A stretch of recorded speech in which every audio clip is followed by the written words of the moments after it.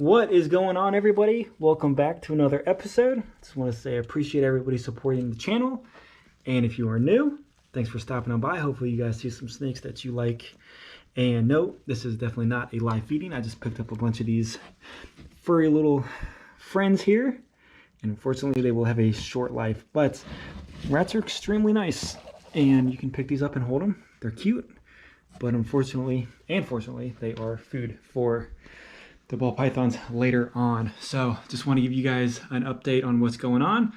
Got two snakes, was it last week or possibly 2 weeks ago? I don't know. I'm so busy with work and all the snake stuff and everything else in my personal life that the days are just kind of floating on by. So if you missed it, we can catch up a little bit. And we got a new snake. I don't know if it's rare. I don't know if you can consider it rare. Probably more unique is probably the correct terminology for it. So we will check those out. And I don't want to waste your time too much because you are, here, and I appreciate that. So we're going to check out what I got last week. And so this is the basic tubs that I keep the babies in. I do have hides for them. I did find these hides on Amazon for like $7, which is awesome. And it's medium. It's still pretty tiny. So ball pythons probably up to a year could fit in that, but I wouldn't expect an adult to fit in there unless it's super crammed.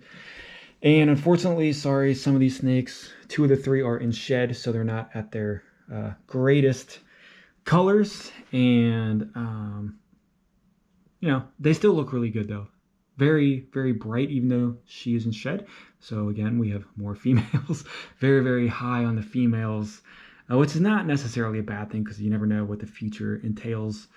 But if you are getting into breeding, I would suggest getting females at first because they do take 2 years to get up to size, maybe even a little bit longer depending on how they eat and what you feed them. So pastel pied, very, very low white, but really nice colors on her. I really like the body.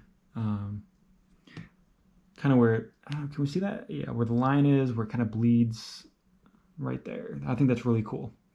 So pure white belly, really awesome. And we can see her eyes are a little foggy, so she is in shed. So we'll put her back. We don't want to stress her out too much. We'll put her hide back. And it's hit or miss on the babies. So I feed all of the babies rat pups, and a lot of people kind of like to disagree with that, but I've had no issues feeding rat pups since I buy the snakes at just a couple of weeks old or after a couple of feedings. I would rather not have my females on mice or any of the snakes on mice because they can get stuck on mice and it's really hard to swap them over to rats. And if it's a female and you want to breed, you want to get her up to breeding size within 2 years, not 2.5 or 3 years. And sometimes the mice, it just takes a little bit longer for them to hit breeder size with mice. So just personal opinion, if you can get them on rats quickly, that would probably be the best thing.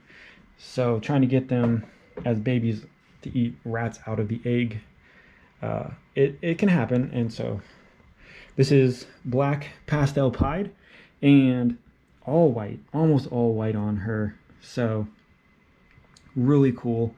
She's not in sheds. I mean, not like it really matters because on the pattern, there's not much of a pattern to see or to fade out. But I just really like that. I love I don't know.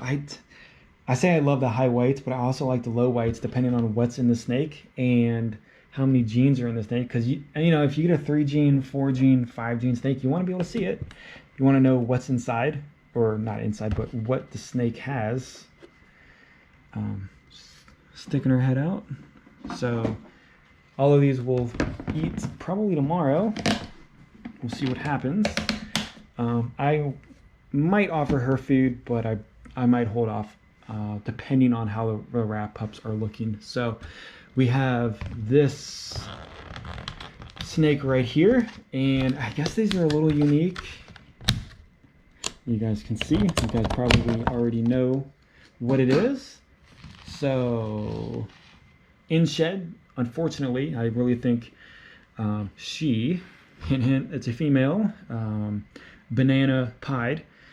So I really think her colors will be extremely bright because she's still a baby. Unfortunately, most ball pythons dull out as they get older, which definitely sucks.